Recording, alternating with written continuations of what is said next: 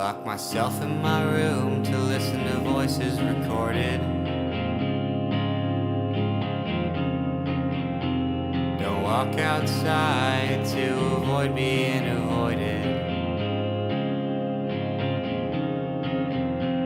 This feeling that comes with not having a purpose. If I find something soon, maybe I won't feel so worthless. I've always felt this rhythm, but I thought it'd be pointless. Playing music that's for rich folks, not a prophet of poignance. But pointless is a feeling that comes over me often.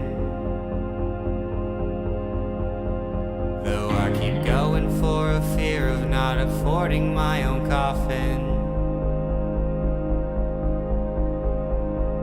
I know I sound sad, but I've got to be honest. It's soothing to me and it helps with my progress. If writing these songs helps me change, then I have to. Not even for me, but everyone that I matter to.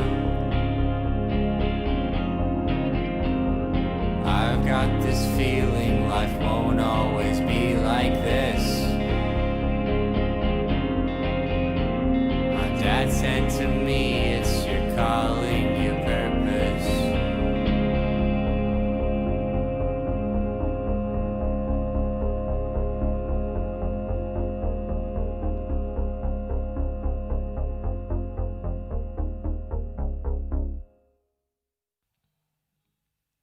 Walking through this life like a man with no shadow. Always by myself, just trying to find my way. I've got no idea of how to get this thing started. Looking for a way out never got me by. I'm so scared and I don't know what to do. All this medicine does is hide the truth. How could you be happy if you've got nothing to prove? So get up and get out there, son, what you got to lose. Walking through this life, forgetting strife in the rear view. Don't prolong the pain, I owe myself more than that. If I learned my lesson, could I go back to high school? Tell myself to have some fun, don't be so pent up. I'm so scared and I don't know what to do. All this medicine does is hide the truth. How could you be happy if you've got nothing to prove? So get up and get out there, son, what you got to lose.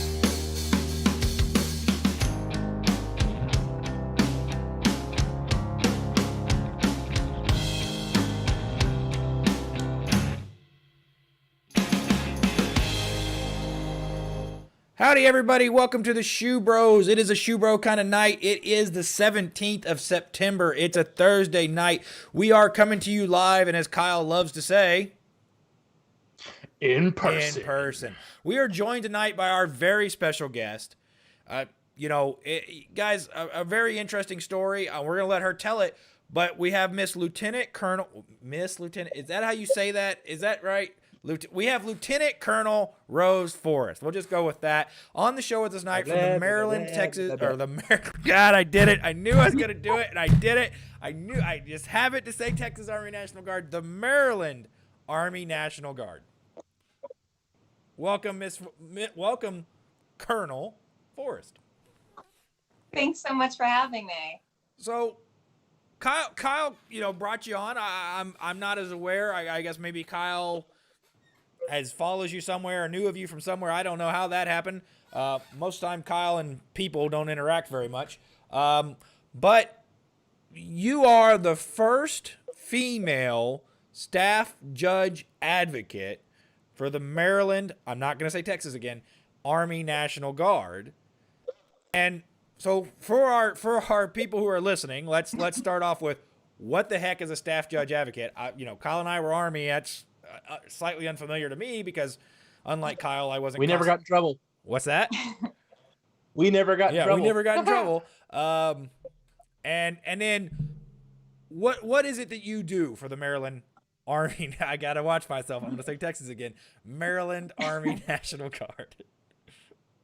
Sure. So I'm a JAG officer, like the TV show, but instead of the Navy, it's for the Army. And I do that. I'm on active duty, but I'm assigned to the Army National Guard. Okay. Just happens to be Maryland.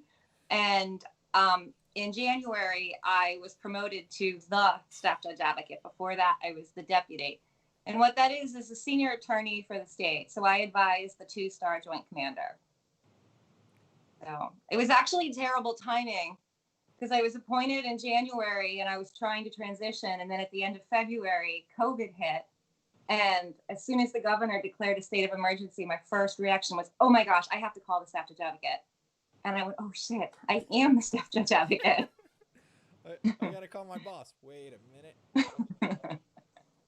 So you are active duty then, active duty Army, but you are just assigned to the Maryland National Guard.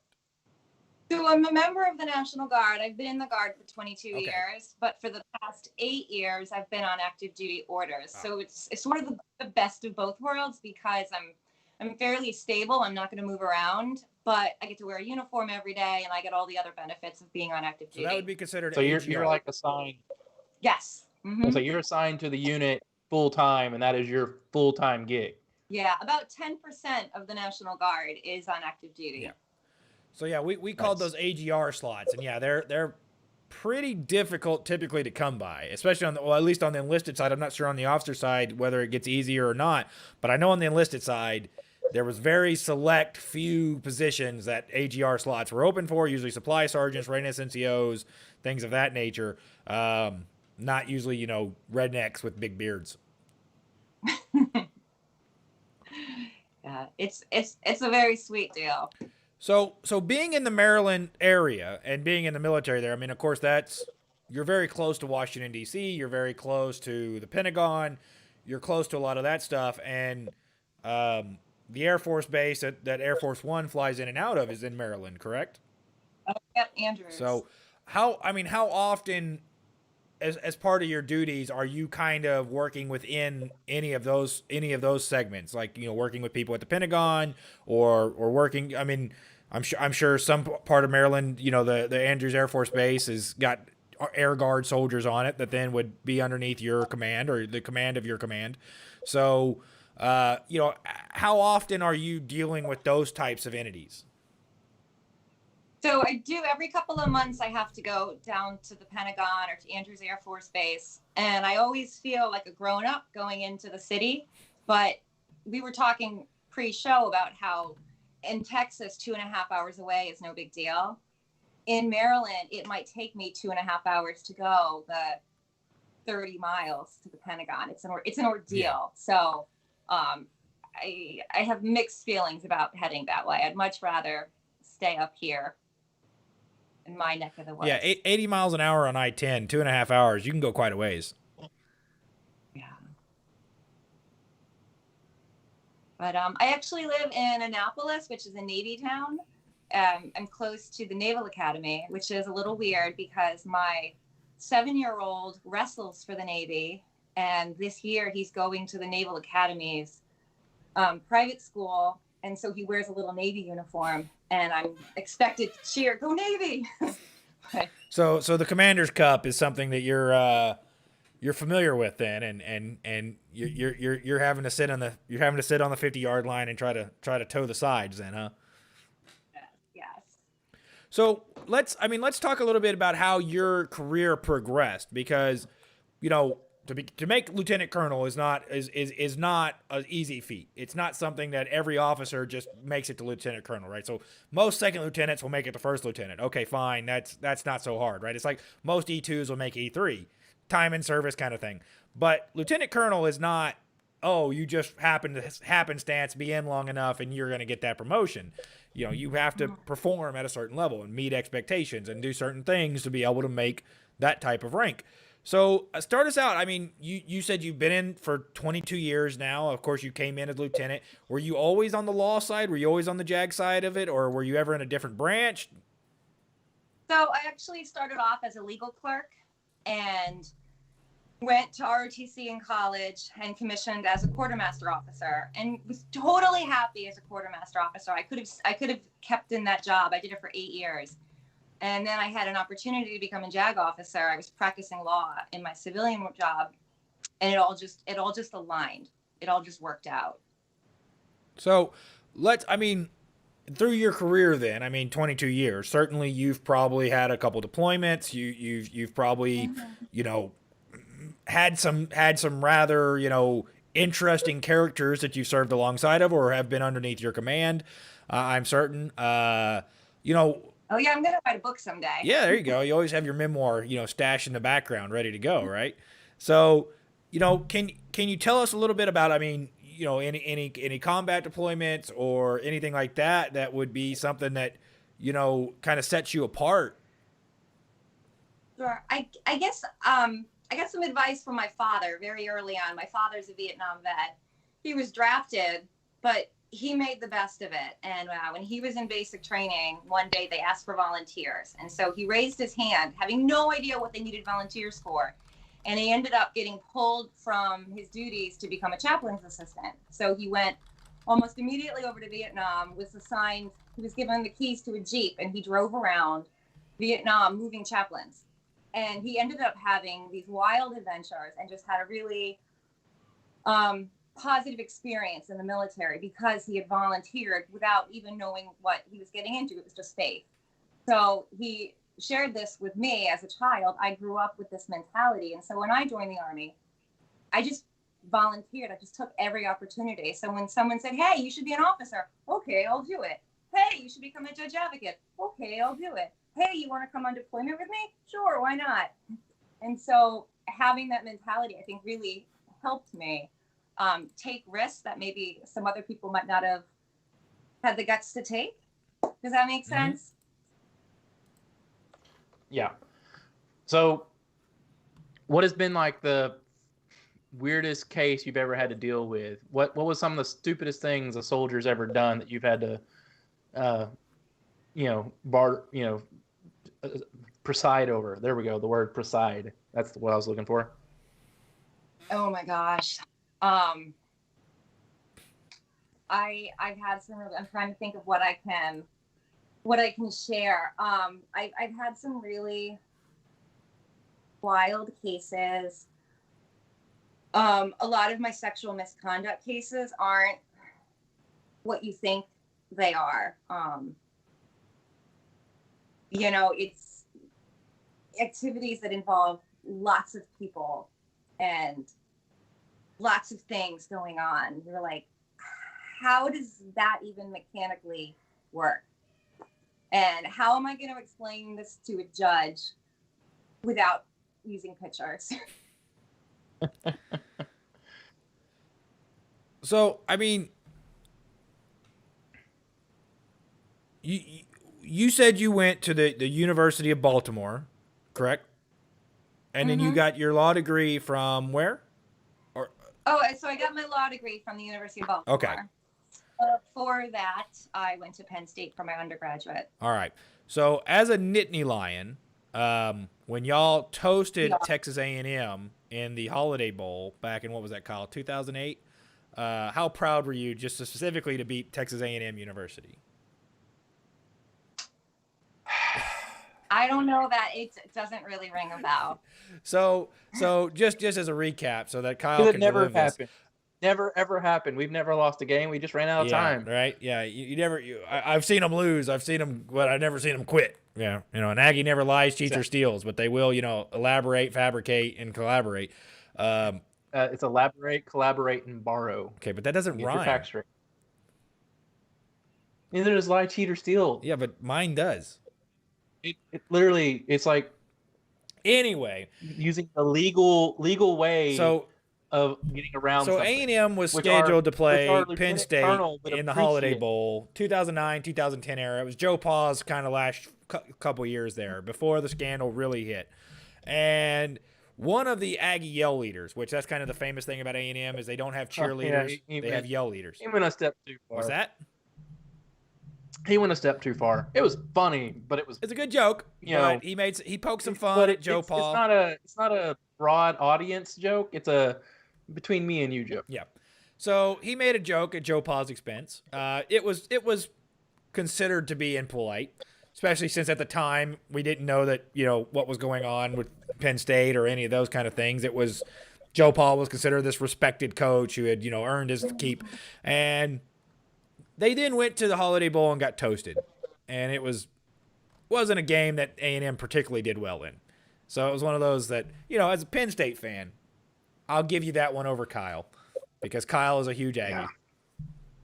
She's not a Penn State fan. She's a Penn State alum. There's a difference. I mean, I root for the schools I went to. Yes, but see, there's a difference between just being a fan and being something. When you are a Cowboys fan, because you were never a Cowboy.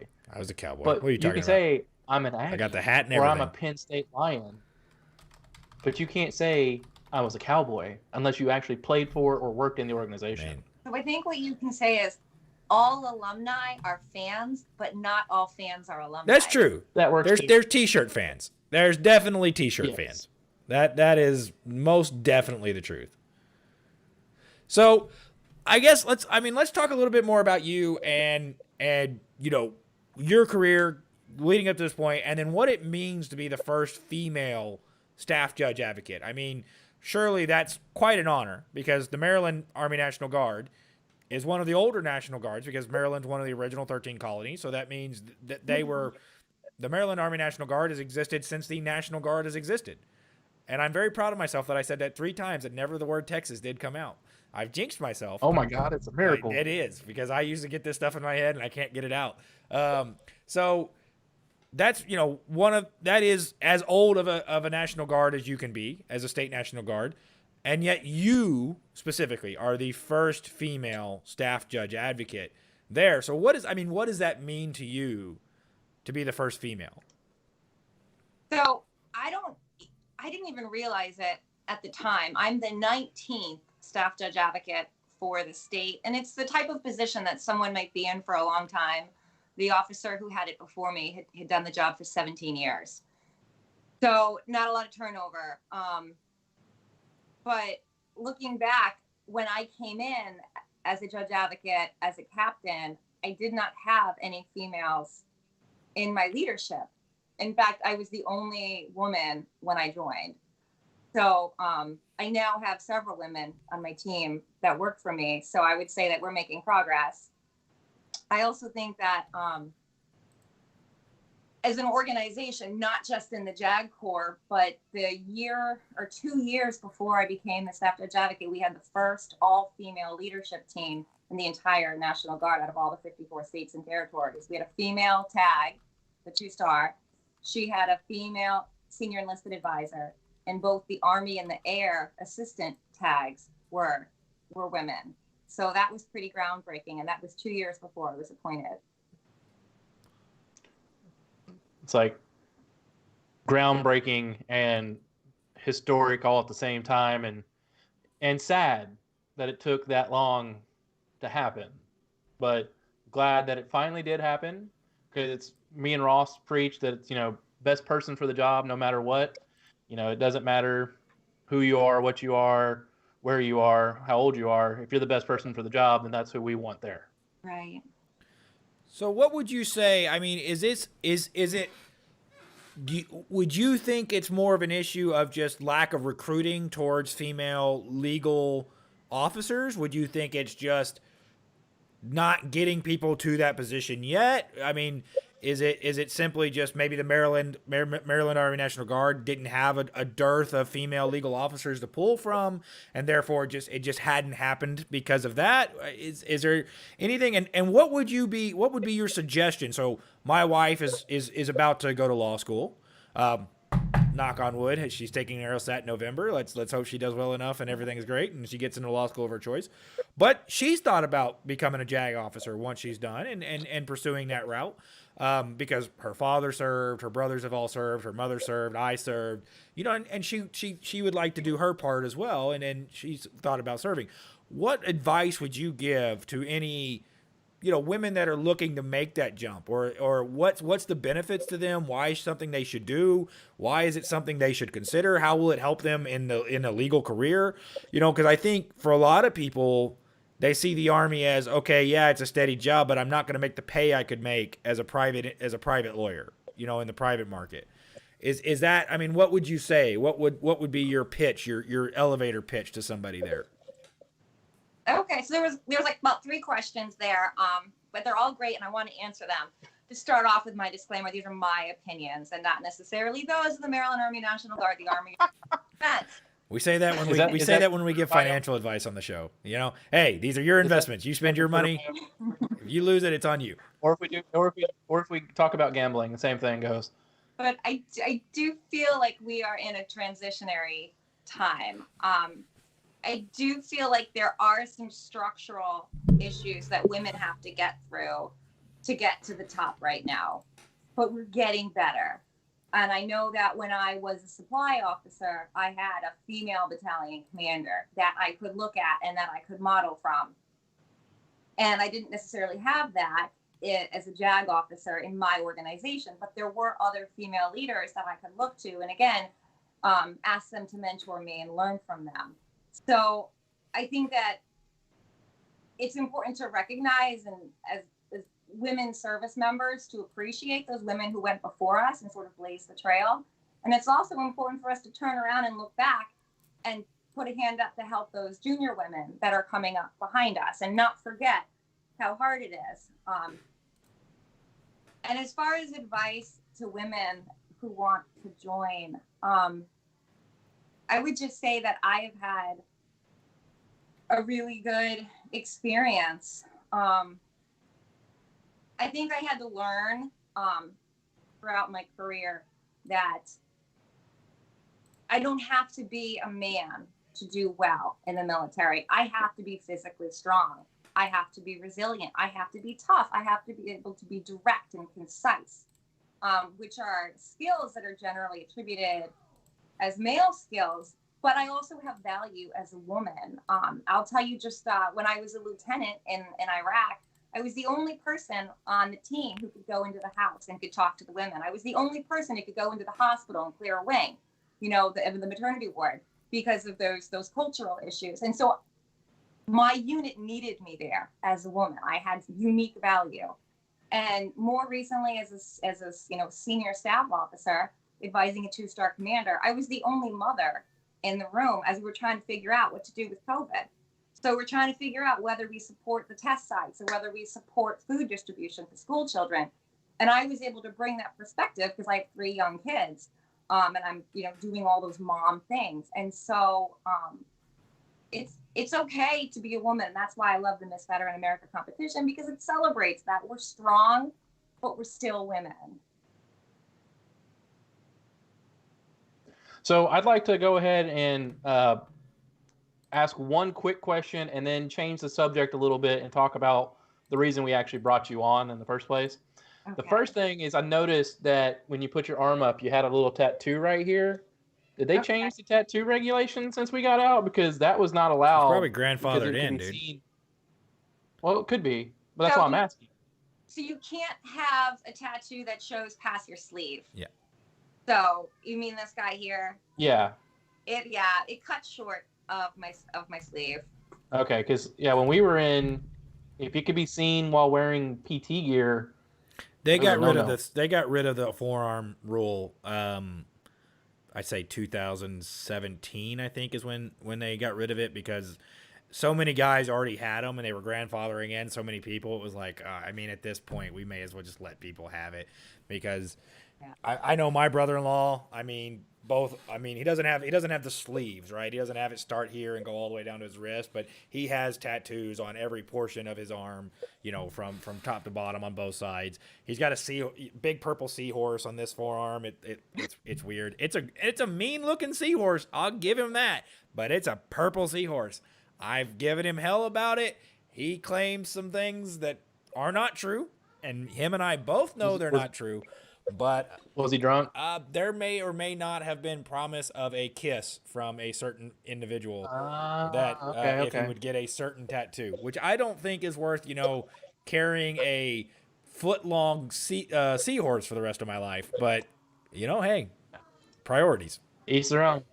So years ago, when I was a support operations officer, our maintenance company went on an ODT to Germany, and for whatever reason, when they came back, they all had neck tattoos. They had the ordnance, like that cannonball on their necks, like an entire unit.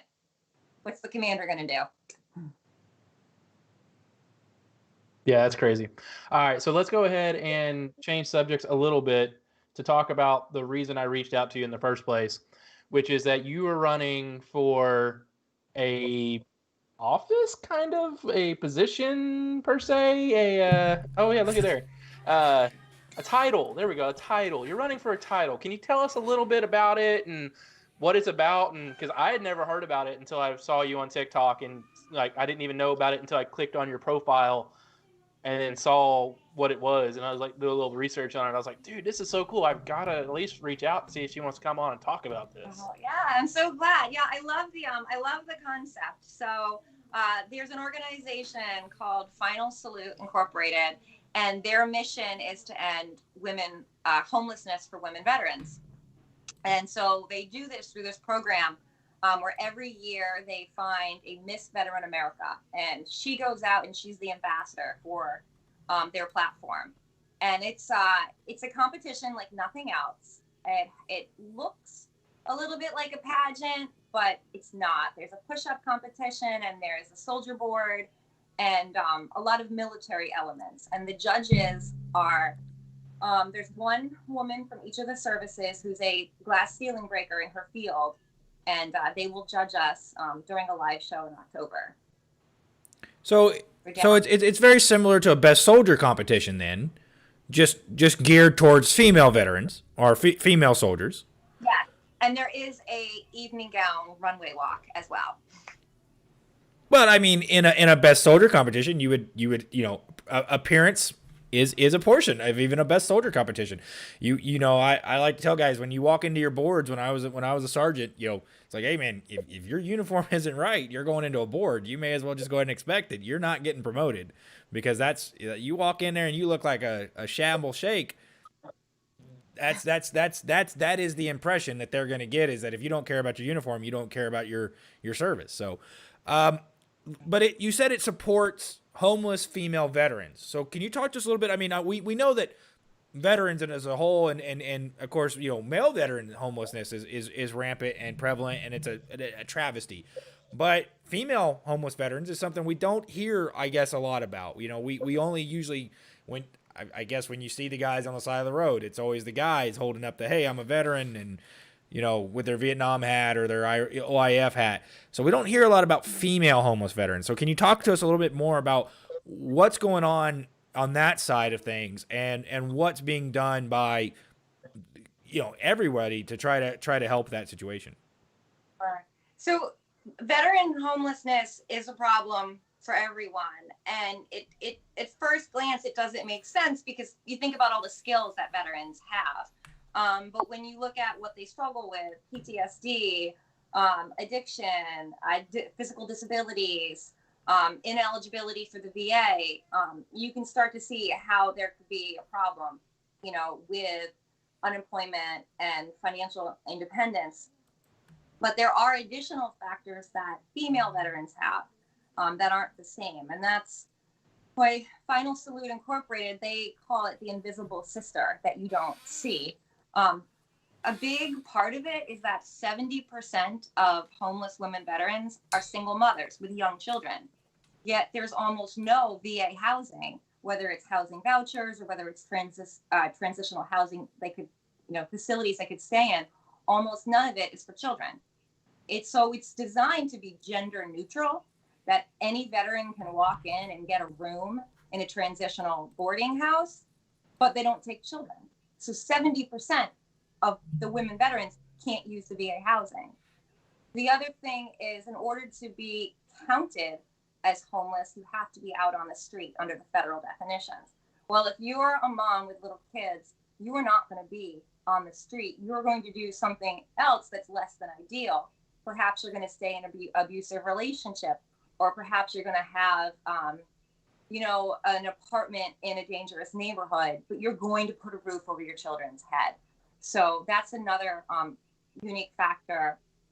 The other thing is, when not just the federal government, the VA, the HUD, but also private nonprofit organizations are allocating resources and figuring out where they can help women veterans, they're looking to the VA's numbers on how many homeless veterans there are. And it's significantly underestimated because the VA relies on screening through the healthcare system. And 82% of women veterans don't use the VA healthcare system because they don't have women-specific healthcare. So there's approximately 55,000 homeless women veterans on any given day in the United States, but the VA is only tracking about 4,500.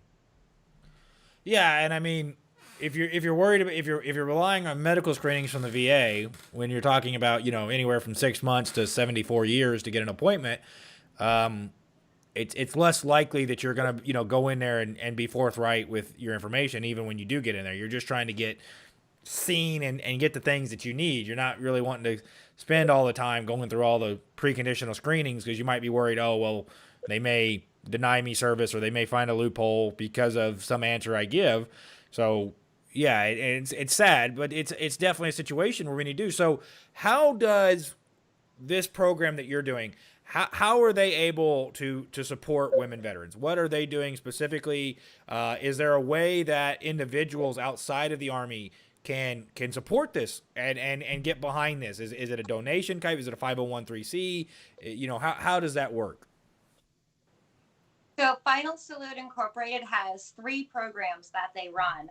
They have a program called Home, and I don't want to get it wrong. I forget exactly what the letters stand for, but this program provides transitional housing. So they own some facilities and they provide housing for women and their children. There's another program that they have where they provide financial literacy and education for women. And they also have some emergency financial assistance. This is to catch women before they become homeless and help them stay on their feet. So that is sort of like step 1 and then step 2. And then they also have another program called Operation Next Uniform, where they assist women who are transitioning in life with resume preparation, how getting a suit, figuring out how to get a civilian job.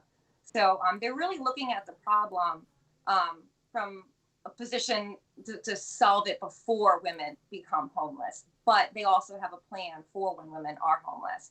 And then the other thing they do is advocacy, just making folks aware of the issues. They reach out, they work with the Veterans Administration, they work with Housing and Urban Development, they'll go to Congress, and just try to advocate for the resources. And they do, and obviously they do the fundraising as well. And is this your first year to compete? And are you allowed to compete multiple times, or is it a one and done kind of situation? You are allowed to compete multiple times. One of the girls who's a finalist with us, second year competing, I will tell you, I give her a lot of credit because it's been a lot of work. It's been fun, but it's been a lot of work. And how many push-ups can you do right now? And do you think that's going to be enough to get you the most points? So we had to send in a video of ourselves doing push-ups with perfect form for 2 minutes. And I asked for help. We have a female drill sergeant named Sergeant Booker, assigned to the Maryland National Guard. So she came to my office and she graded me for 2 minutes. And I only did 54 in the 2 minutes, which is a little low for me. But I did them I think I did them perfectly. And she was yelling at me all the way down, all the way up. So we'll see if that makes me competitive for the top PT performers, the top push-up performers will compete live during the show. Nice. That'll be interesting to watch, if nothing else. Yes. So what I'm doing right now, while I'm over here furiously say, clicking away, is like, come on, viewer. I thought I was boring you. Here is the website for anybody who is interested in going and taking a look at it. You can see here, as the Colonel was speaking of, we have the different programs, the uniforms, the Miss Veterinary. But what I was looking for was this big shiny button right over here in the corner that says donate. So for reference, he's got this on the screen so everyone else can see it. We can't see it, but everyone that's watching can. Yeah. So the point here is that, you know, all of these programs that the Colonel has spoken about, you know, great programs and definitely needed programs. Definitely programs where, you know, we have vets that are suffering because of medical issues. We have vets that are suffering because of psychological issues. We have vets that are just suffering because of, you know, inability to find jobs. There's this great myth, and Kyle can dispel this because it happened to him, that if you're a vet or if you're actively serving National Guardsmen, that you can't be fired from your job. You know, they can't punish you from from having military duty. Well, they can find skirts if they eliminate the job entirely, they're not eliminating you, they're eliminating the job. And if that was your job, then so, you know, unfortunately, there are employers who are less than friendly to military. And, you know, for a lot of people who are serving in the Guard, I remember when I was in the Guard, we had a lot of soldiers who were having financial issues. There are some resources, but those resources are dependent on funds because they're not funded by Congress. They're not funded by, you know, state governments. They're funded by individual donations. And once, you know, it's a first come, first served basis. Once those organizations are out of funds, they're out of funds. And so for anybody who has an opportunity and has the means to do so, and if you're looking for an organization to donate some money, and it's, you know, it's a 501(c), it's tax deductible. If you're looking for some tax deductions, if you don't have 6 kids that you can use as write-offs, you know, write-off 1, write-off 2, write-off 3, write-off 4, so forth and so on. Organizations like this are great options for there because the money is going to go to a good need. The money is going to go to helping a specific need, which is women veterans. You know, we want to say that veterans are supposed to be resilient and veterans are supposed to be hardened and battle tough and all these other things, but there's only so much people can take, right? There's only so much a human body can endure. There's only so much a mind, a psyche can put up with before it gives up. And we talked last week about the suicide issue and about, you know, these issues with veterans specifically. And one of the reasons, you know, one of the primary reasons for suicide, for people having those kind of thoughts, is financial distress, is lack of a steady foundation, lack of things to anchor them to a home or something like that, and feeling like they're not succeeding, feeling like they're not being able to, you know, make it in the world, that they're not good enough or whatever else. So organizations like this, you know, we like to say that, you know, hey, we're bootstrappers and we want you to pull yourself up and we want you to bring yourself around. But at the same time, you know, we were taught teach a man to fish instead of give him the fish. But you can still, this is teaching people. This is giving them that head start. We're not, you know, hey, we're not going to support a person for a lifetime, but we can definitely help people get out of the rut they're in, find a way to a new situation, and then start making it from there. For a lot of people, that little bit of a jump start, that little bit of a kick can really make a big impact in their lives. And organizations like this are organizations that give those people, those women who have served this country, who have put their lives on the line, just like all the men did, you know, and to be fair, you know, I know a lot of guys in the Army like to say, oh, the women have it easy, their PT standards are lower and all this other BS. Women typically in a combat situation are put in a slightly lesser situation because typically you're isolated more than the men are. The men have all their buddies and, you know, we're over here doing whatever we want. If you're only one of only a couple females in your unit, then hopefully you like those ladies, because if not, you might be SOL as far as people to have camaraderie with. You better get to liking. But at the same time, you know, women serve this country and they deserve to be treated correctly once their service is ended to this country. Whether that was a 4-year term, whether that was a 22-year term like yours is, everybody who served this country deserves to have that respect, deserves to be able to go out and live a life that they've sacrificed for, that they've earned. And although we could get into the political weeds here on some of the issues with the VA, some of the issues with congressional funding mandates and other things like that, we'll steer away because we understand that this is not the correct opportunity for that conversation. But, you know, it is necessary that organizations like this exist. We would wish that the federal government would do a good enough job of handling this situation that organizations like this wouldn't be necessary, that it would be just extra on top of an already flush Sunday. But unfortunately, you know, we've got a half of a wilted banana sitting in the bottom of a boat, no ice cream, no syrup, no cherry, anywhere to be found. Hey, that was a good analogy. You can't lie. I'm impressed. I'm just letting her speak to it. Yeah, very, very well said. I will add, if anybody is interested in following the issue, there is some legislation which is looking pretty good at this point, the Deborah Sampson Act. I know it went through the House, and I'm in War College right now, and I've lost track of it. But the Deborah Sampson Act will require the VA to earmark money for women's medical care. So, for example, if I go into the VA and I'm pregnant, I can have my baby. I don't have to go to a civilian hospital. So small things like that, recognizing women, I think, will go a long way. Would the VA choice that was recently passed Act. allow you to go to it? Mission Act.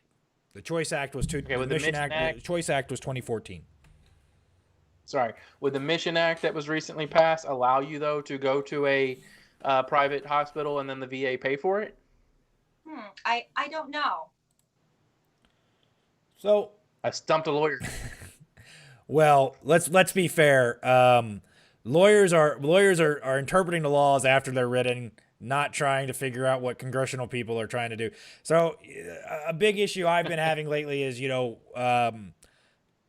I do some political consulting on the side and do some stuff like that. And, one of the guys I kind of do some work for, he voted against what was called the Gold Star Family Act, which had this very little portion for Gold Star families and had this very large portion for stealing IRAs.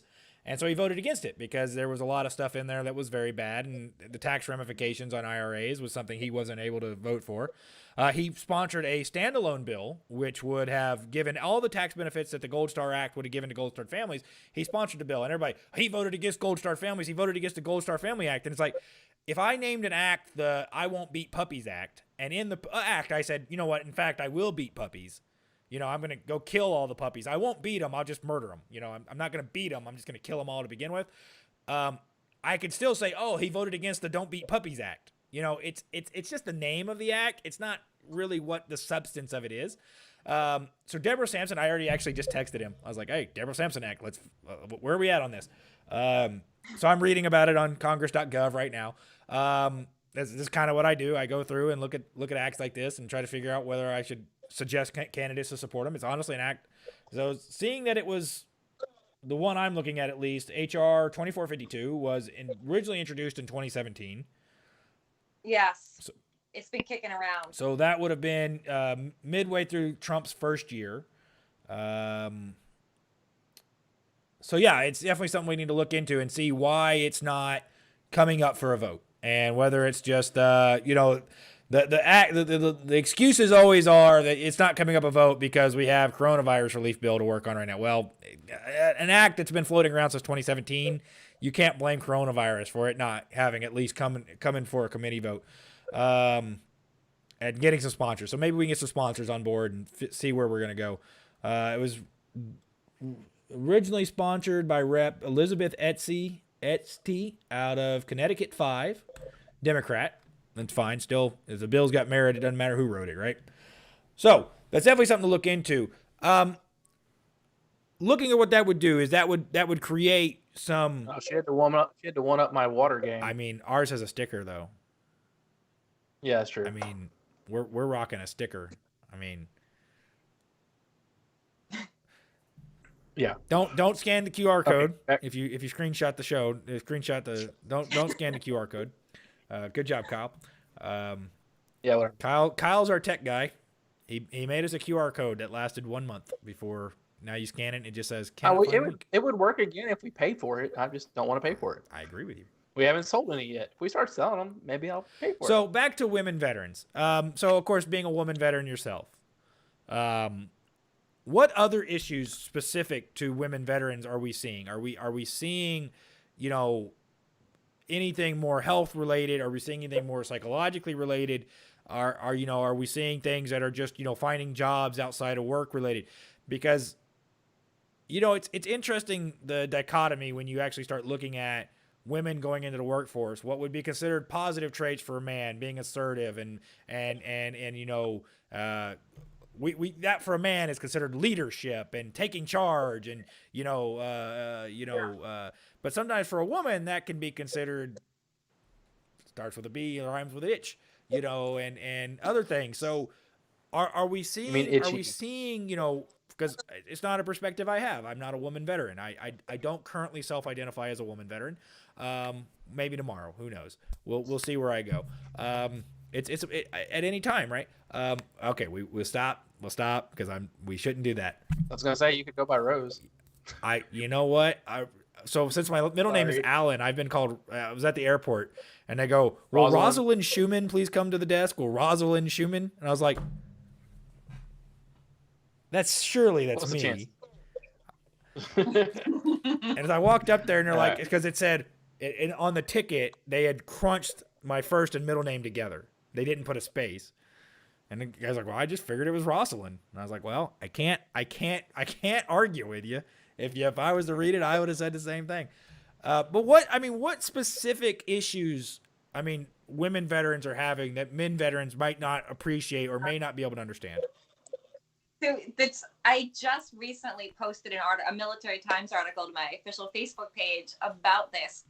Something like 67-68% of women who leave the military struggle in those first few years. And so they did a survey of what the issues are. And you hit the nail on the head that a lot of the skills that are positive skills while you're in the military actually hurt a woman in the civilian workforce because she's seen as direct or abrasive and unfeminine. And the other thing is finding that sense of community. And you got, the three of us have all bonded because we've all been in the service. Women don't always have that. We have this very unique culture. And when we leave the service and we go back to our hometowns, there's nobody like us to network with and to be comfortable with. So I think that's why, getting to know the 25 finalists over the past couple of months, we've really all bonded. And, we call each other sister because it's how it feels. Because there are jokes that we can tell each other that my girlfriends, at the neighborhood block parties or on the PTO will never understand. So you said there's 26 finalists in total? Not all states are represented? So there's 25 finalists across we're down to 4 services. Nobody made it from the Coast Guard, but they're from all over the country. If you saw, whenever Kyle makes humongous grammatical mistakes in his speech, I tend to hang my head. So Kyle just said the word represented. So I was going to say, what did I say wrong? So catch myself. I find it hilarious when he does these kind of things. He has usually one per show where it's just some humongous grammatical error, or he mistakes a city for being in the wrong state and is adamant towards that. Hey Jack. But where's Milwaukee, Kyle? So the state of 10. So not all 50 states are represented.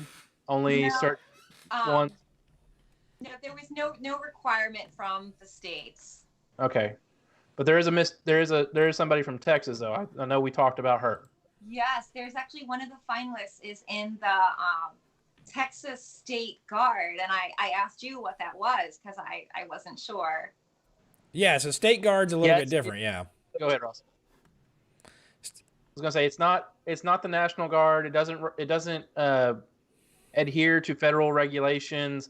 It's only for here in Texas. They report to the governor. Correct me if I'm wrong. So they are part of the Texas Military Services, but they're not enlisted in the DoD with the DoD whatsoever. They have their own command. They have their own command control. You can kind of tell them because it's a pish posh of uniforms. Like it's just whatever they could go to the Army Navy store and get. It truly is a volunteer army. It's people who are not being paid, who are not being, but they're there for disaster relief response, for firefighting duty, stuff like that. Things where the major National Guard may have some people for that, but we may not have enough people, or we don't have enough equipment for that kind of thing. So it's where people who don't want to be an everyday service member, who don't want to go through the rigmarole of being a full service member, because there are, limitations on your life, these things, can't have these things, so, and want to have a little more control over their personal lives. There you go. Want to have a little more control over their personal lives, but you still want to serve their community, still want to serve their people. The other thing about the Texas State Guard is that there's no opportunity for them to be deployed overseas, right? They are not going to be deployed overseas. There's no risk of that. They are only there for state missions. So it is interesting to see because, I was a trainer for the Texas Army National Guard. And the base where we did our training, this Texas State Guard trained there as well.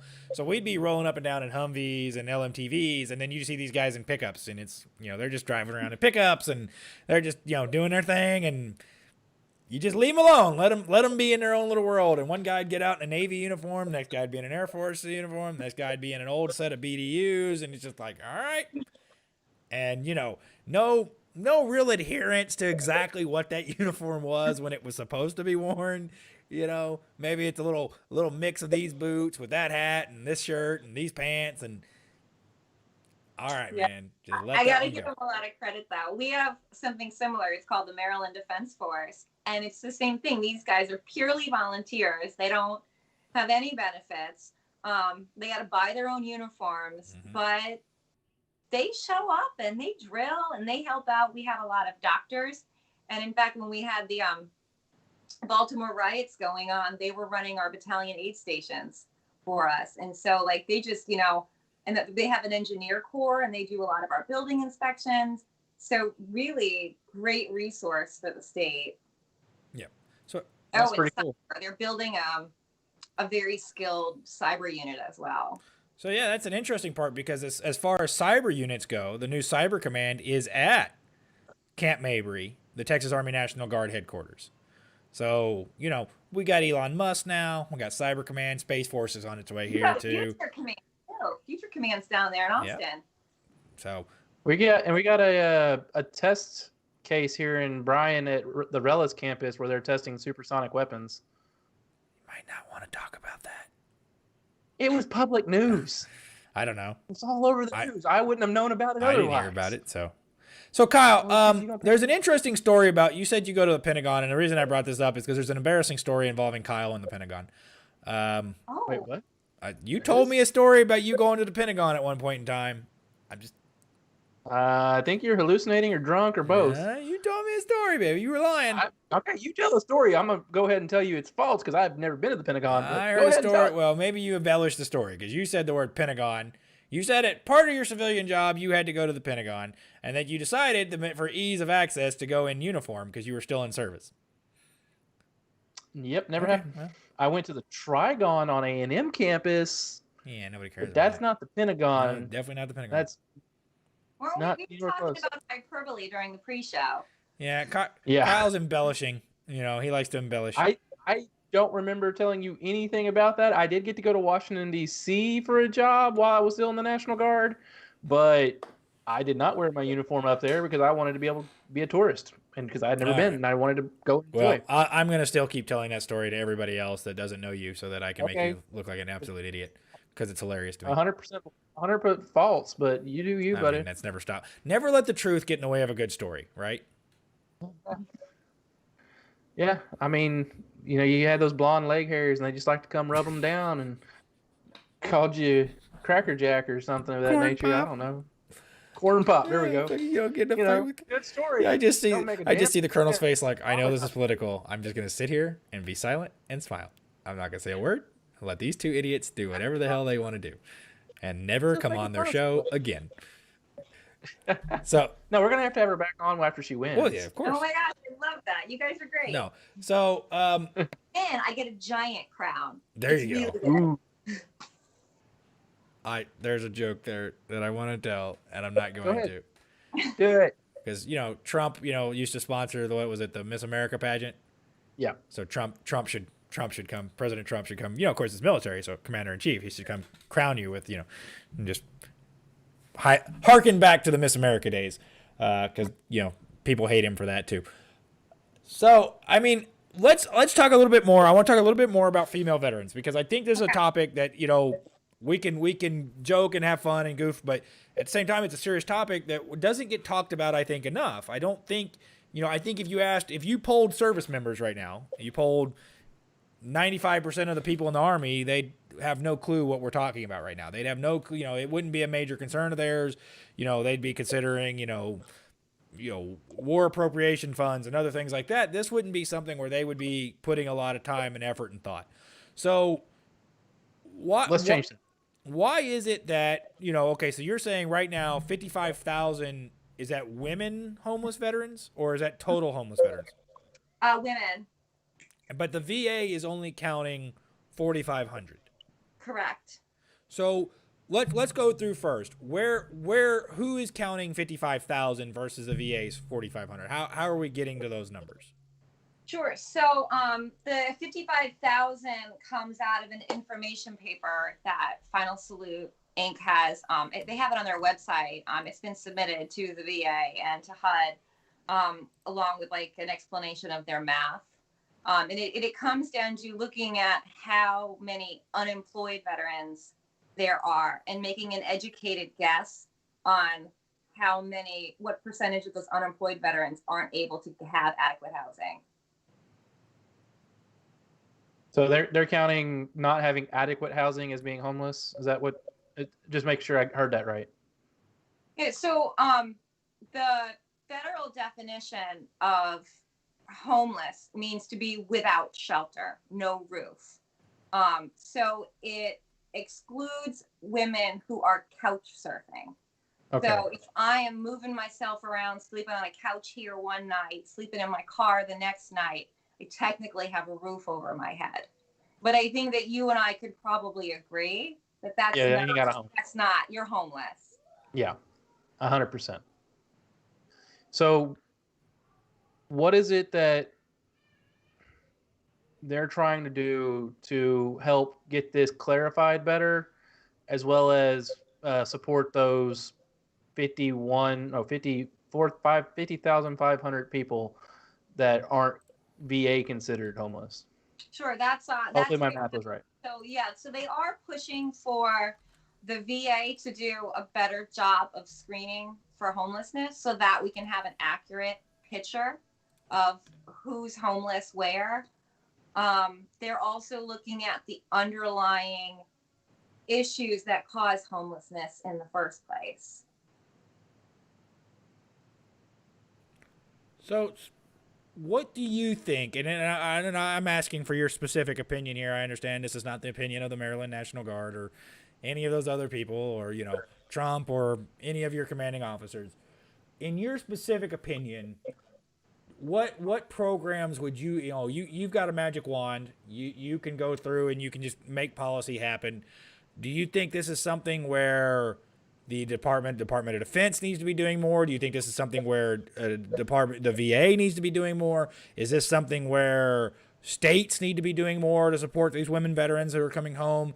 Is this something that maybe we should rely on local organizations or local groups to take care of? But the problem with that is then that this is a national issue, and certain states will do it better than others, and meaning that certain states are not going to get taken care of. Certain women in those states are just going to be left behind if those states are not.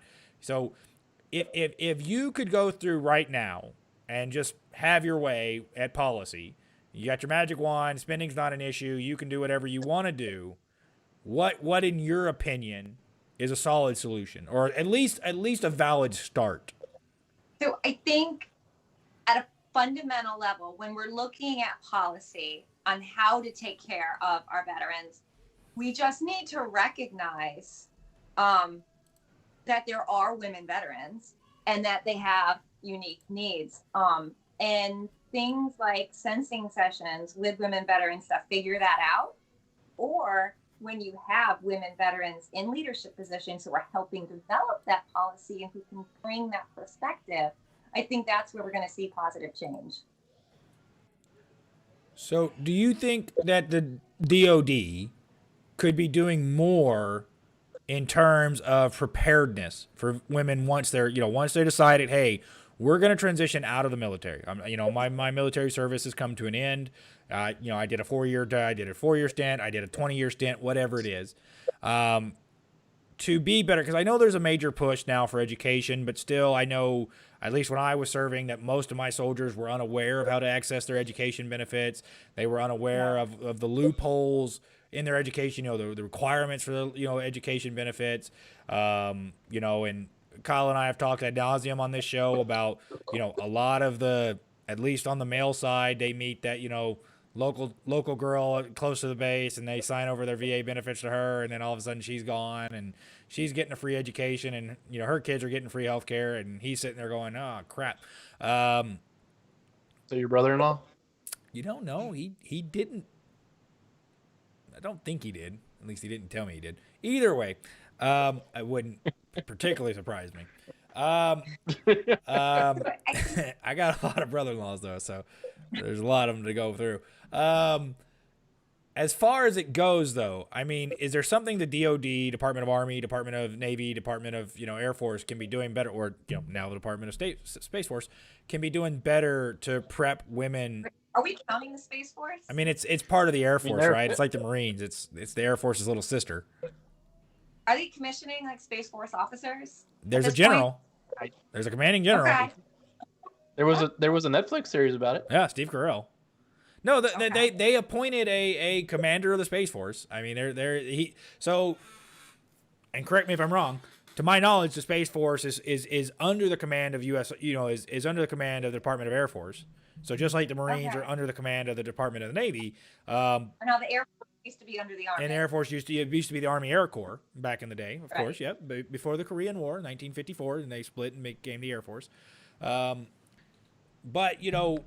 as of right now, they are there. They're looking for where they're going to establish the command center. And right now, boots on the moon, baby. There's 3 cities in Texas that are under major consideration because we have access to spaceports, we have access to NASA, of course, we have access to a lot of other things. But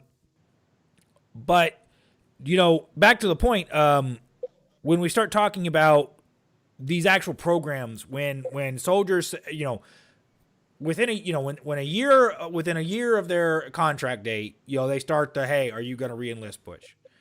And up to, what is it? I think 90 days up until your re-enlistment date, then you can re-enlist or whatever the rules are. Maybe it's changed since I got out.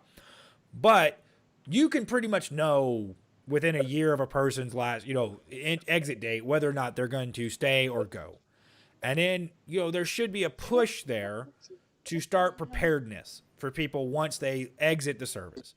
Because there is a change in your life. You went from having a structure. You went from having a day-to-day job. You went from hey, I'm going to get paid on the 1st and the 15th, and I'm going to have these healthcare benefits, and all of these other things apply. Is there programs in place that are there for, and I mean specific to women veterans, to help them with that? I don't know that there's anything unique to women, but you raise a really good point that you should predict, right? You should have a plan. I am going to get out of the service when I have my education done, when I have a job lined up, whatever. But we lose a lot of women because they've been the victims of military sexual trauma or sexual harassment. And so they're not getting out when the time is right. They're getting out because they have to. So I think that we really need to look at why women get out of the service. Yeah, we unfortunately saw that play out here in Texas recently at Fort Hood. It's a sad situation, and hopefully that the sharp, like we've had one of our former guests on. He was a former Tomb of the Unknown Soldier guardsman. He volunteered to be a Sharps representative for his unit, but the fact that we have to have a Sharps representative in the first place is just sad and disheartening. But have they made better strides in the last couple years in really cracking down on that, or is it still running rampant, unfortunately? It's still a problem, and I think that it's a problem across the whole society. I don't think it's unique to the military, but the latest figures are that 1 in 5 military women are the victims of military sexual trauma. That's 20%. That's a lot. You know, when you consider what percentage of the force we are, it's hard, you know. And as a judge advocate, whenever I have a case like that, I really struggle with it, because it means that one of us hurt another one of us. And so it's really hard. It's hard for commanders. It's hard for lawyers. And, you know, once it happens, you know, we offer services, right? You can get counseling, you can get a special victims advocate to help you, but you can't undo that damage. Does any of that counseling, does that continue? Say the incident happens. They have counseling while they're in the service. Does that follow them after their time in service, or is that once they exit the service, then they're on their own to find that counseling? So they should be able to get counseling through the VA. In fact, a victim of sexual assault can make a restricted report, never give up a name, never tell anyone. It could be a secret between the victim and the SARC, and still get put into the system for VA counseling services. One problem you see is sometimes there's collateral misconduct. So perhaps you have a soldier who's the victim of sexual assault, but maybe they were, you know, drinking off base when they weren't supposed to, or maybe they were fraternizing. Like there was something that they did, and so all of a sudden they're getting put out for that collateral misconduct in a way in which they lose those VA entitlements. So, and I mean, again, I don't want to beat the dead horse here, but we, as veterans, we all know the VA has not always had the most upstanding record of care for veterans. That unfortunately, the old saying, you know, good enough for government work does apply in this situation as well, where maybe we're not getting the adequate care through the VA that we should be. But I mean, other than that, I mean, I want you to put your magical fairy wand in your hand and go through, and you know, if you could get the Maryland National Guard to implement a policy that would benefit women veterans, whether or not the victim of a trauma. I mean, irregardless, right? Because it's not only women who are, you know, victims that are gonna end up homeless. There's other situations where women could end up, you know, it could be combat related stress, it could be injuries, it could be just change in lifestyle, unable to adapt to the new lifestyle, you know, going from a military structure to a non-military structure. And you know, is what in your mind, you know, just out of your head, and who knows, maybe your commanding officer's paying attention and, you know, and says, hey, you know what, that's not a bad idea, maybe we ought to give that a try. In your mind, being a woman veteran who's served 22 years, who's faced the struggle of being a soldier mother, faced the struggle of going to work and having kids and raising a family and doing all that while putting on the boots and facing the possibility of deployments, facing the possibility of service, facing all the other things that come along with it, you know, what in your head have you said to yourself, you know, if we would just do that? Gosh, I wish it was that easy. You know, and I could make it happen. If I had that magic wand, if I had that plan, I would certainly make it happen. Which is why I think Final Salute's mission is so important right now, providing that bridge, providing that coverage to what's currently a gap while we figure this out. So Final Salute's mission right now is that 50-meter target. We're going to provide housing. We're going to put a roof over women veterans' heads. And then we're going to try to figure the rest out. But we're not going to leave our sisters homeless while we're doing it. That's the point. Now, are they taking it a step further after getting them housing and getting them additional job training, additional resources such as prep for interviews and stuff of that nature? Or are they right now just solely focused on getting that housing because that is the most immediate need? Right. So if you are in that second phase program of getting housing, you have to be enrolled in that first step program with financial literacy.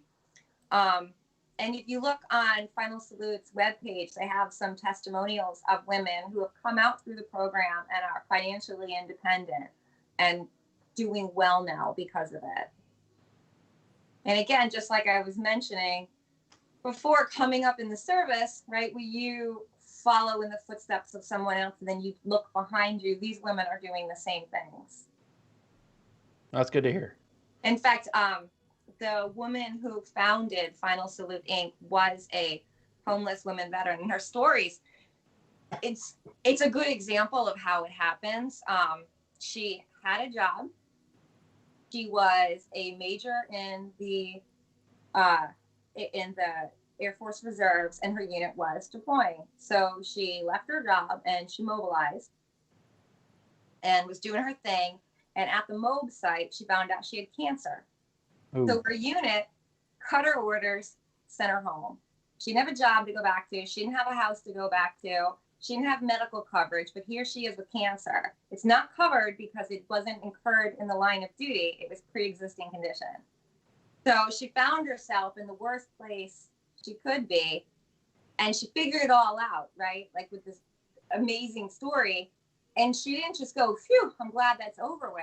No, she looked behind her and she thought to herself, how can I help other people? And hence the creation of Final Salute Incorporated.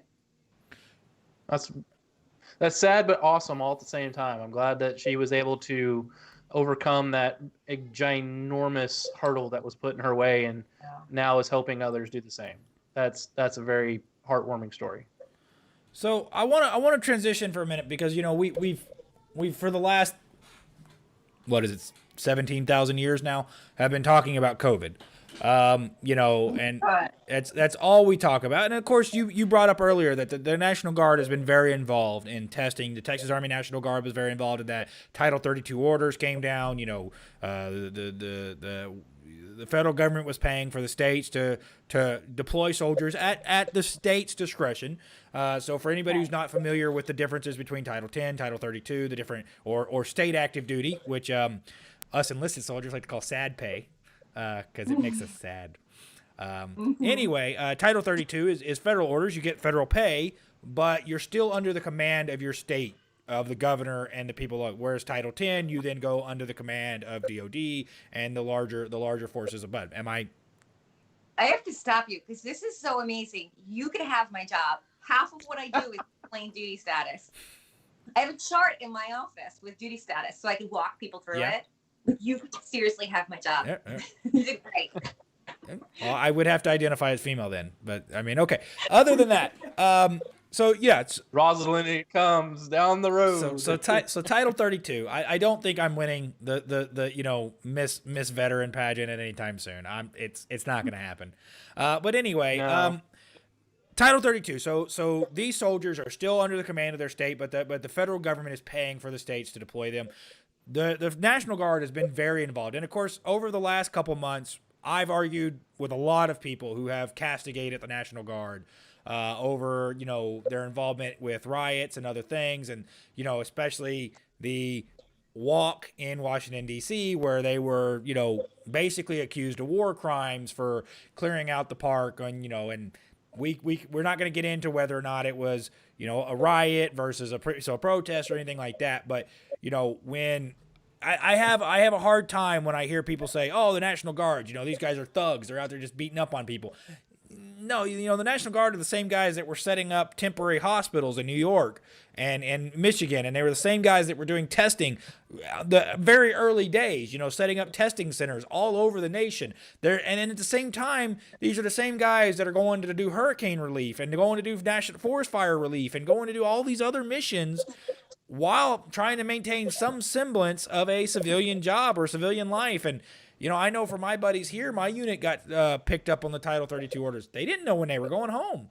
Yeah, there was no end date to the order. It was, you're here until we don't need you anymore. And Texas is, Try telling an employer that. yeah, and the thing about it is that in Texas, if they most of my unit, I say the guys majority live in Houston, but they were sent down to the border, so they're 6 hours away from home. Their wife and kids aren't coming to see them on a weekend. They're not getting to go home. So, Right. The Maryland National Guard, I'm She's certain. flabbergasted right now. You said that you could drive 6 hours and still be inside the state, being from little bitty state up What's north. sad is there are people who have lived in Texas who have spent their entire lives and never left the state and had a full, and they've probably traveled longer distances than people in Maryland who have gone to 20 states. Probably.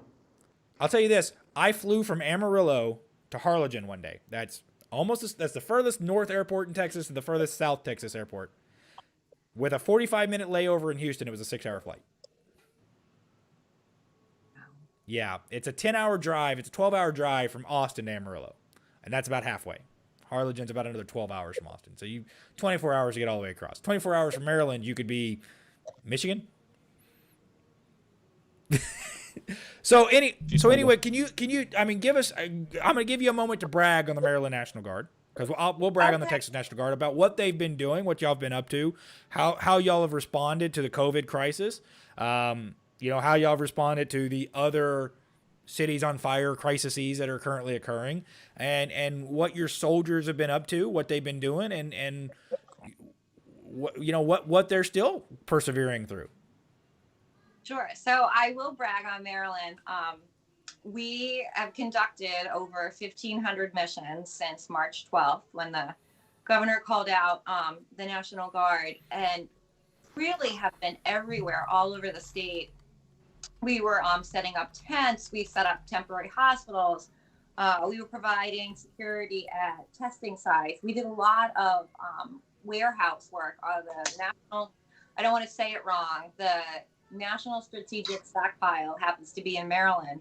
So we had our air guard guys, our warehouse workers, where they're breaking down pallets and prepping all the PPE that got distributed all over the country. What else did we do? Our medical providers actually went out and were assisting the nursing homes in making the situation safer for their elderly patients. So it was, we had a big force on duty for a long time. Just about everybody is wound down. We still have a couple ongoing missions. We also had, who would have known, we had a cyber team, which we kept on state active duty. We didn't federalize them, so that we had some more flexibility. And well, they were happy to be there. Because there was a lot of cyber attacks during, people take advantage, criminals take advantage of vulnerable times. So it was great to have those cyber experts supporting the state's Department of Information and Technology. But as far as the riots go and the civil disturbance, I think things went well for Maryland because we had our growing pains in 2015 with the Baltimore riots. And the Maryland National Guard came out and full force. We had at one point in time 4,500 soldiers and airmen on the ground, and not a single use of force. Yet within hours we had restored the peace in Baltimore. And I think it's because we are the National Guard. These are our neighborhoods. We were returning to our communities as citizen soldiers. And so when we came as neutral parties, like, hey, we're just here to make sure everything's safe. And people are like, whoa, the National Guard's here. So. Yeah. And y'all were well received as being National Guardsmen, or was there any kind of, oh my God, you're the military, go away? Yeah, so the one thing we experienced in the beginning of COVID, which was weird for me as a lawyer because I was looking at the actual law, was there was a lot of chatter about, militia law and like, and the military taking over government functions. It's like, no, nobody's saying that. I'm not quite sure where that came from. Jade Very Helm. interesting to me. What is Jade that? Helm. Jade Helm. So I don't know if you remember the Jade Helm controversy back in 2014. The Jade Helm 15, the conspiracy theory push. Texas Army National Guard was doing some maneuvers and Specifically the something 19th Special Forces group out of Texas Army National Guard. So the Army National Guard, a lot of people don't know, is they have Special Forces groups. Maryland does. Maryland has 20th. So we have the 19th, and they're under the Southern Command. So, Arizona, New Mexico doesn't have its own standalone group. Texas, Arizona, and California all have their own SF groups in the National Guard, in the state national, the Texas Army National Guard, the Army National Guard for that state. And they don't, their training missions are a little bit different than active duty special forces. So they train against each other. California National Guard Special Forces will train against the Texas Army National Guard Special Forces, and they'll, fight each other. And so there's a revolving mission that was called Jade Helm, that had been happening for many, many, many, many years. And it happened to be this year. It was being held in Texas. And there was some conspiracy theories on the Alex Jones side of the world, some tinfoil hat guys who said that there was this map that was released that showed southern Texas as a hostile nation and central Texas as the friendly nation. And what it was the training mission. It was a map of how they were starting out the training mission, right? I see how this could happen. And Alex Jones gets a hold of this, and they're taking over your Walmarts, and they're turning them into prisons, and you guys are going to be thrown in jail, and it's going to be martial law, and it was this a little rigmarole. grabblier, a little bit more gravel in the voice, and you're really close. I have to take my shirt off, and I'm just because Alex Jones takes his shirt off a lot in the show. It's weird. He's a weird dude. The cat is a strange man. Anyway, so it sparked this whole controversy. So at the time, I work as a trainer in the Texas Army National Guard. So I am part of this mission. I am working on this. I'm not doing any of the, I'm not taking part in the training. I'm setting up ranges. I'm helping with administrative kind of things, weapon draws, stuff like that. And we get sent in uniform to Lowe's to buy lumber to rebuild targets because we're going to do this. And we get cornered in the back of the store. And we are accused of, so essentially people thought that the military was spying on civilians and they were using psychological warfare on them to make them go crazy. And mind you, it's me and a buddy of mine, E5 sergeants, full uniform, PC, patrol cap, full uniform, rank, names, everything. Nothing trying to hide anything. And I literally live 10 minutes from the Lowe's I'm in. This is the Lowe's I would just randomly go to because this is where I live. And I get cornered in the back of the store by these guys, and they're going, you guys are here to take over our city and blah, blah, blah, blah, blah. And they start talking, this one guy started talking about a video game. Wait, Alex Jones was at the Bastrop Lowe's too? I mean, they resemble each other greatly. So anyway, it was really funny because we finally, after the guy had talked to her and yelled at us and had cornered us, and it was about him and 5 other guys, they had cornered us in the back of the store. After we had politely listened to their spiel, we mentioned to them that, hey, if we were trying to spy on you, we probably wouldn't be in uniform. Number one, that probably would be something we wouldn't do if we were trying to spy. Number two, here's my driver's license. I live 10 miles that away. I just happen to live in this town, and I work at this little base over here that happens to be right next to my hometown. Just happened to be coincidental lucky for me that I got assigned to a unit that was very close to where I lived, and I didn't have to travel very far. In Maryland, that's not an issue for you guys. You can live on one side of the state, drive across the other side of the state in 25 minutes. Fine. But at one point in time, I was traveling 10 hours to get to my National Guard unit. Drill weekends, 10 hours away. And how would you like to do that? And then they were trying to not give him a hotel at one point. Then it was like, no hotels. Sleep. You can get a cot and sleep in the armory. That was what we were doing. Oh, So yeah, it was super fun. We won't get into all that. But yeah, so Jade Helm was super fun. The conspiracy theory side of it, and of course, I think the conspiracy theorist side is whoever the president is, the other side will be the conspiracy theorist for those years, right? Right now, we have a Republican president, so the Democrats are the conspiracy theorists saying that the National Guard was in Lincoln Park, and it's not the right name. Yeah, I think it is actually. No, it's not. Yeah, because it's the Lincoln Memorial. Anyway, they were in the park and they were using Not tear Linkin gas and they were Park, the using band. biochemical Linkin. weapons, and it was like there was a report that came out that said they used pepper balls. Perfectly legitimate, non-violent weapon, right? Perfectly legitimate. They're like, yeah, see, that just shows they're using tear gas. And it's like, no, pepper balls you'll cry, but it's not tear gas. There's a definitive difference between tear gas, which will really harm you for the rest of your life, and hey, you got hit with a pepper ball, dude. All right, yeah, your eyes watered for a while and it burned, but yeah, you're not gonna have lifelong injuries from this. But I do want to give credit to our National Guardsmen around the country, because they, a lot of people, especially I've heard active duty soldiers, that belittle the National Guard, little sisters and all this other stuff, but. Nasty girls. Yeah, we're not active duty, and we're not on constant rotational deployments. Some of them are. Some of the National Guard guys are.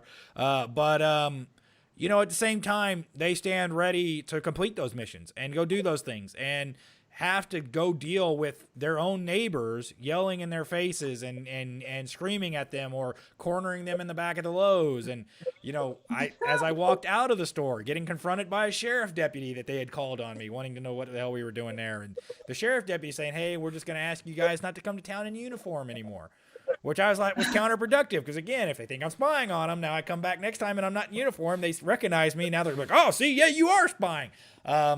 I could just see the rednecks doing that. But, the National Guard does serve a legitimate purpose. And those men and women who are out there every day, it's one thing to go to another country and get yelled at by people you'll never see again. It's a whole other thing to go get yelled at by people who you're going to have to go to church with, or see in the grocery store, or things like that. And these guys are still going out there. These men and women are still going out there every day. Still, making sure that they're taking care of people and putting their 2 cents where they need to be put. And like you said, trying to be impartial. Our goal is not to go out there and take a political stance in it. My goal now is, but not, at the time it wasn't. Our goal is just to go out there and support the people who need support and do the mission that we're told to do.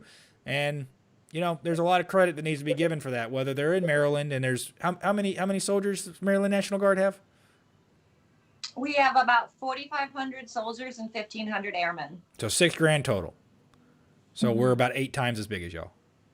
Yeah, you I think at least one division. Yeah, right? we have all of 36th ID, Yeah. which is the Texas Arrowhead patch. Which if there is not a patch that makes you stand out as a National Guardsman more than that patch. Like when you go to any base and they see that Texas T patch, it's like, National Guard. Yeah, I wore that for a little bit, but then we got changed to a different little lightning bolt. Yeah, the Texas National Guard went to like brigade patches for us, so that it wasn't National Guard patch. It wasn't identifiable. So we got as an engineer unit, as an engineer brigade, we got a castle patch. That was actually a nice patch, but at least when we would go to the major army bases, we weren't so recognizable. People were just like, who the hell are y'all? Where the hell did y'all come from? Then we tell them. All right. Well, other than that, Kyle and I have asked a lot of questions. We've talked a lot. Is there anything specific that you wanted to talk about tonight that we haven't covered, that we haven't gone over? We'll give you an open mic. You can ask us questions as 2 former military guys who are civilians, and anything you might want to ask us or anything. Okay. Well, if anybody has a question or if anybody wants to hear more, I have an official Twitter page, Facebook page, and Instagram page, and you can search for it. It's Rose F Foxtrot for MVA 2020. Did Kyle consult with you when you were making that? Because Kyle likes convoluted. So it's standard naming convention, because the organization is run by veterans. So very organized. So all of the contestants, all of the finalists have the same naming convention first name, last initial, 4 MVA 2020. So if you actually just search for that last part, you can check out all 25 finalists, which is actually really cool because there's so many different types of women who are in this competition. So that would be great. Because it would help me to have followers. It would, because I get to share my message to more people. I'm also happy to take any questions there as well. And let me just show off my shirt real quick too. These are the shirts that they gave us for the push-up competition. Nice. And is it backwards? No. Well, it's not for us, but No, I've got it on the screen correctly. Okay. Yeah. I know to rotate 180 degrees. We figured this out. Yes. And then you've also gotten pretty popular on TikTok of late as well, which is where I found you. But you had no idea who Nate was, so I'll give you a pass on that one. Now I know. Yeah, he was the guy who got in trouble for making a TikTok, but he's back, so he must not have been in too much trouble. I suspect it might have been, and I don't know, maybe a personal choice. So, from what I understand, it was Big Army came down on him for a while because of what was going on in Fort Hood and the fact that he's at Fort Hood. And he made a joke that related to what happened. It wasn't well received, and they told him to take a break. And I guess they reviewed it and said, okay, well, it was in poor taste, but you didn't do anything wrong per se. It's a tricky area. I personally feel very strongly about people's First Amendment rights, but at the same time, I also feel very strongly that you need to maintain discipline so that you can have like unit cohesion and good morale. But I guess that's a good point, and something that you could speak to being a JAG is that when you are enlisted or an officer, you don't necessarily have your full First Amendment rights, especially when you're in uniform. You do fall under UMCJ. UMCJ. UCMJ. Yeah, Kyle, don't screw that up. She's one. literally a JAG officer. I know, right?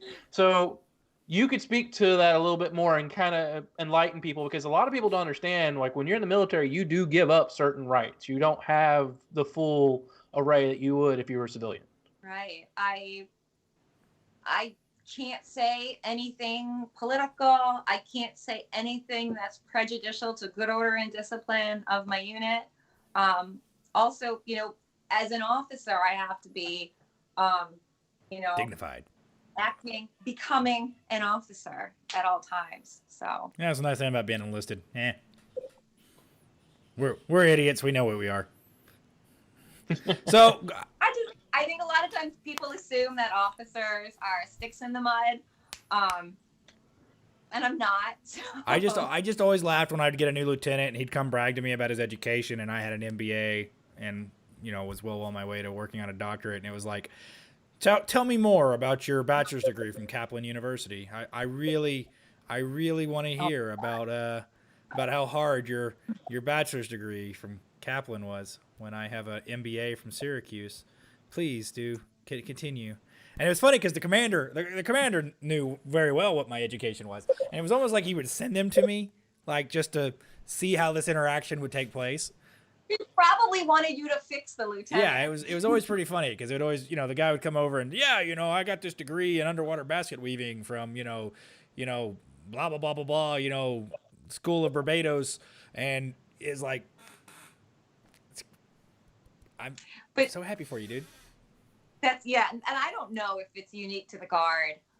When I was a company commander, I had my NBC clerk was a specialist. He had a PhD. He was a scientist, but he was so interested. As a specialist? I was going to join the Guard. It was later. He was it was later in life. He was in his 30s. He joined the Army, and I also just I recently acquired a new JAG in my office. He was a specialist in one of our MI units. And again, he finished law school, was looking for a challenge, enlisted as a private in the Army National Guard. And through word of mouth, somebody got the note to me that he was also a lawyer. And I'm like, oh, no. Come with me. I need lawyers. But he was happy to be down there, doing his soldier business. And I'm glad he had that experience. And I'm glad that I had that experience. So I wasn't always just a boring JAG officer. Kyle had an old company commander. So a really funny story. So Kyle and I served in the Texas Army National Guard at the same time. Of course, in different units. We never saw each other on service. But one day I was at the base I was training at, and Kyle's old commander came into my unit, or came into to be training, and saw me. And of course, I'm wearing my rank, which I was a sergeant. Kyle, you were a specialist, I think, at the. No, I never made special, so I was always E3. Okay, so Kyle's an E3. So I am wearing sergeant stripes, and as you can tell, we're rather similar in appearance. So I walk in the room, and I don't know this guy from Adam, right? I've never met this company commander, this captain. I don't know him. I don't have a clue who he is. And he just looks at me, and he starts like yelling at me for impersonating a non-commissioned officer. And I'm like, respectfully, who the shit are you? Right? Like, I don't know who the hell you are. Yeah, I know Schumann. Yeah, blah, blah, blah, blah, blah, blah. I'm like, you're from Dime Box. And I'm like, all that is true. But here's my cat card. I am an E5. Well, you were my soldier last year, and you were an E3. There's no way. I was like, again, sir, never your soldier. At any point in time in my career was I your soldier. Oh my gosh, his mind must have been Well, spinning. the funny part of this is he had a PhD.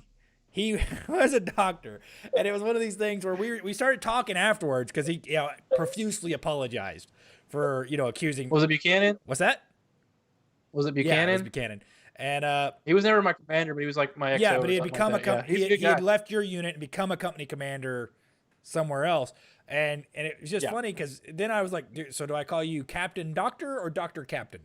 Like how do I is it Miss Lieutenant Colonel or is it Lieutenant it's just Lieutenant Colonel. We'll just go with that and call it a day.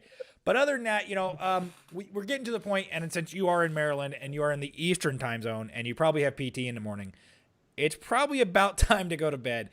This is usually when we come to a close on this, about an hour and a half. So we want to thank you so much for joining us tonight and bringing a very important topic to our listeners, to our viewers, and hopefully, they could see that, they could spread the word about this. For anybody who is listening to this, make sure you share the video, go on Facebook, share the video, go on Twitter, share the video, go on YouTube. So you have a YouTube link or Facebook link to watch this.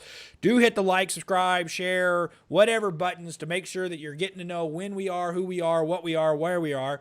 Like Kyle always likes to say, we are in person, without actually being in person. Physics. We want to thank you again so much for staying up with us because we know it's late where you are. We want to thank you for bringing that message to us and letting us hear about it, letting our audience hear about that. And we will do as much as we can to try to spread that message and continue it. I've already texted 3 sitting congressmen about the Deborah Act. So, humble brag, no big deal. That's just the first 3 I came to on my phone, man. I got more. I got senators in there too now. I'll keep going. How many you want me to go to? I got a list. So no, if you don't have Cruz on the show within the month, we're gonna have I loads. had his former chief of staff on the show like 6 months ago. Chip Roy was his chief of staff for 3 years. Yeah, but it's not him. But he's a Chip sitting Roy's U.S. awesome. How many sitting U.S. congressmen have you gotten on the show? I just get to Cruz. All I gotta say. So not only have I had Texas state congressman, I've also had a United States congressman come on this show for a small time show like this. That's a fairly major deal. Thank you very much. But we want to thank you. Yeah. I got a lieutenant colonel. Oh, yeah, you did. You also had a major. Kyle had one of Kyle's very good buddies. Is a Thunderbird, a fabulous Thunderbird. Yep. He slept in the bed right behind Kyle. Yeah. Maybe one time. Still counts. Put it on the board. Ding. So we want to thank you so much. Thank you for coming on. We will get the links, Twitter, all that stuff. We'll put it in the descriptions to the video for anybody who wants to go follow on Twitter, wants to go do whatever. Look at the links. I've already posted the link to the Veterans Helpline on. I'm sorry, I forgot the actual name of what's the name of the program again.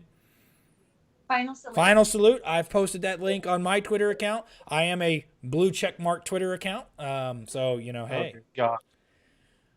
I almost broke the record for fewest followers at time of gaining a blue checkmark. I was 4 followers over the limit.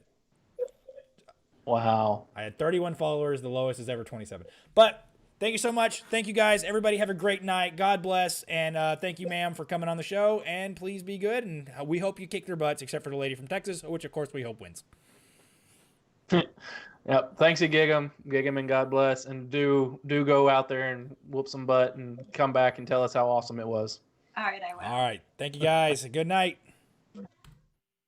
I just keep calling on the help of my peers, but their success makes me distressed. Things will be better when I disappear, bouncing from city to state. Nothing feels great, I'm a committed disgrace. If I could get up, hold my chin up, confidence is just a bluff for the weak. Might take a peek in my self-pity to realize it's selfishness for the meek.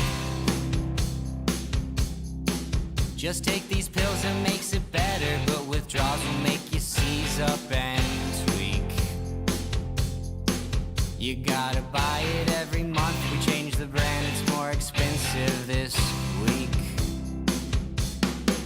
I'll hold my chin up, keep this grin up like my mother, she can worry like me. But if I have you, life is worth it, love is more than a contagious disease. I think of you, I think of me, a family, is this another pipe dream? But if these dreams mean anything, I'm gonna think whatever I want to think.